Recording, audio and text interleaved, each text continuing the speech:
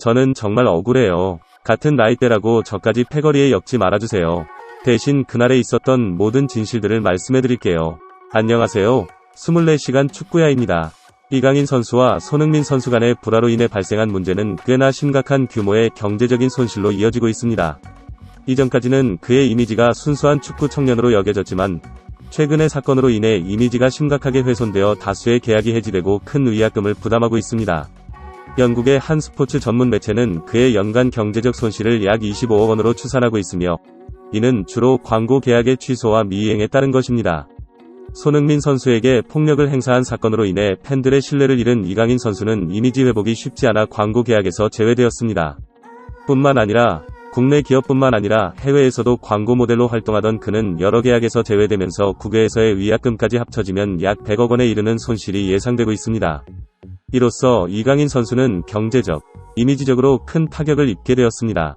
이강인 선수의 합류로 파리 생제르맹, PSG는 한국을 포함한 아시아 시장을 공략하고 프랑스 리그에 대한 한국의 관심을 끌기 위한 계획을 가지고 있었습니다. 그러나 아시안컵 준결승 탈락 이후 이강인 선수의 이미지가 심각하게 훼손되었습니다. 이로 인해 PSG는 한국 시장에서의 이미지 손상을 우려하여 한국에서 중계되는 프랑스 일부 리그 경기의 포스터에서 이강인 선수의 이미지를 제거했다고 합니다. 프랑스 일간지는 유럽 5대 리그에서 주목받는 선수가 대대적인 홍보에서 제외되는 경우가 매우 드물고 이는 일반적으로 부정적인 상황으로 평가된다고 보도했습니다. 이강인이 직접 손흥민을 런던으로 찾아가 사과를 했음에도 불구하고 손흥민의 악망문이 올라온 뒤에도 여전히 이강인에 대한 여론은 매우 부정적인 것으로 보고되어 변화가 없는 상황입니다. 이강인뿐만 아니라 이강인과 함께 대표팀에서 활동했던 설령우와 정우영도 국민들로부터 비난을 받아 향후 한국에서의 정상적인 활동이 어려워 보입니다. 연합뉴스에 따르면 손흥민과 이강인을 중심으로 파벌이 형성되어 긴 시간 동안 갈등이 지속되고 있다고 보도했습니다.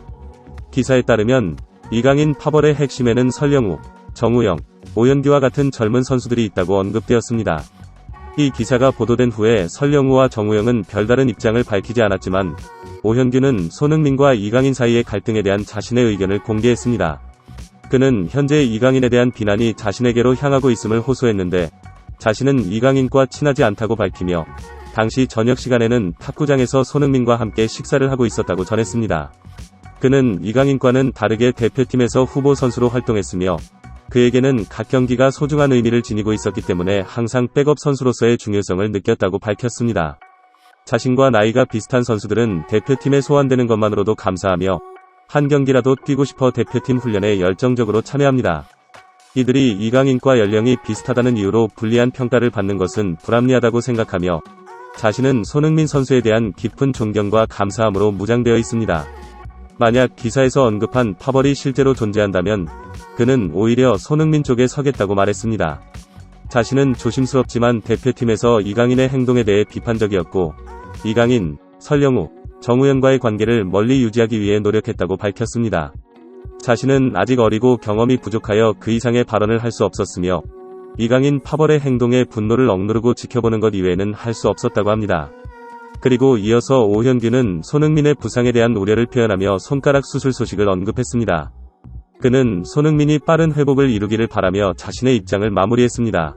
한 피파의 내부 관계자는 이강인이 이번 주에 손흥민에게 런던에서 사과한 후 혼자 이상하게 웃는 모습을 황희찬이 목격했다고 전했습니다.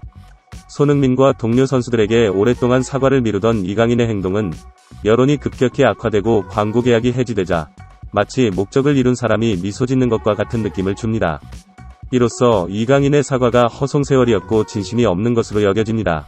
손흥민 선수가 이강인에 대한 용서를 국민들에게 대신 구한 것은 선배로서 후배의 앞날을 망치고 싶지 않은 마음에서였습니다. 이는 손흥민이 이강인을 용서해주는 훌륭한 인격적 특성을 보여준 대목입니다. 손흥민 선수는 현재도 프리미어리그에서 뛰어난 결정력을 보여주고 있습니다. 후스코어닷컴에 따르면 2023-2024 시즌 동안 손흥민은 높은 기대를 충족시켜 탑5 기대 득점자 중 독보적인 1위에 올랐습니다. 손흥민 선수가 아시안컵 차출과 대표팀 내에서의 불화와 같이 어려운 상황 속에서도 뛰어난 집중력을 발휘하여 리그 최고의 활약을 펼쳤다는 점은 주목할 만합니다. 손흥민 선수가 어려운 상황에서도 결정적인 골을 성공적으로 기록하는 능력은 이미 많이 알려진 사실입니다. 2022-2023 시즌 FA컵 4라운드에서 손흥민의 놀라운 왼발 가마차기 골은 그의 뛰어난 기량을 대표하는 사례 중 하나입니다.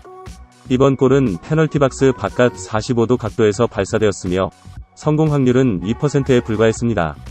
그러나 손흥민의 완벽한 기술과 집중력으로 이루어진 이 골은 마치 마법 같은 순간으로 기억될 정도였습니다.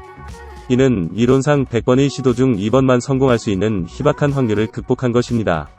디 애슬레틱은 손흥민이 최근 몇 시즌 동안 예상치를 훨씬 뛰어넘는 골을 기록한 유일한 프리미어리그 선수라고 밝히며 특히 2018-2019 시즌에는 예상치보다 23골 이상을 기록하여 놀라움을 줬다고 전했습니다. 그리고 손흥민의 이러한 능력은 아직까지 사그라들지 않았습니다.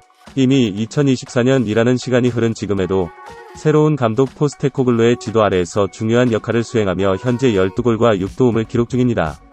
이 수치는 홀란드, 살라와 같은 세계적인 선수들과 비교해도 열등하지 않으며 오히려 손흥민은 한 시즌 동안 꾸준한 폼을 유지할 수 있는 유일한 선수라는 분석도 있습니다. 아마도 한국 축구 팬들의 분노는 손흥민의 뛰어난 성적에 대한 부러움에서 비롯된 것일 수도 있습니다. 손흥민은 한국 축구 역사상 유례없는 활약을 보여주는 올타임 레전드이며 대표팀의 주장입니다. 그러나 그에게 대들면서 신경전을 거는 것은 그를 매국노로 만들기 충분했습니다. 그럼에도 불구하고 손흥민은 대표팀 선배로서 우리 선수들이 모두 함께 성장할 수 있도록 이강인에게 배려하겠다는 입장을 밝혔습니다. 후배에게 주먹질을 당한 후에도 손흥민이 그를 돌보는 모습을 보면 그가 단순히 실력뿐만이 아니라 인성면에서도 얼마나 많은 사람들에게 귀감이 되고 있는지를 알 수 있습니다. 이제 이강인 손흥민 사건도 어느 정도 마무리가 되어가고 있는 것으로 보입니다. 이제 남은 것은 이 모든 사태의 원인이었던 축구협회의 대대적인 교체와 변화입니다. 이를 위해 가장 중요한 것은 여러분의 여론과 역할입니다. 현재 축구협회는 아직 임기가 남아있어서 그들이 자진 사퇴하지 않는 한 다른 대안이 없습니다. 따라서 그들을 자진 사퇴하게 만드는 유일한 방법은 상황을 그들에게 더 이상 무시할 수 없도록 만드는 것입니다. 여러분의 의견이 여론을 움직이고 이러한 움직임은 결국 정치권에까지 영향을 미쳐 축구협회에 압력을 가할 수 있습니다. 여러분의 건설적인 댓글을 통해 한국 축구의 미래에 대한 토론을 진행해 주시면 저도 또한 여러분의 의견을 공유하여 이러한 문제를 공론화하는 데 최선을 다하겠습니다. 오늘 영상은 여기까지고요. 영상 재밌게 보셨다면 구독과 좋아요 그리고 댓글 부탁드립니다. 감사합니다.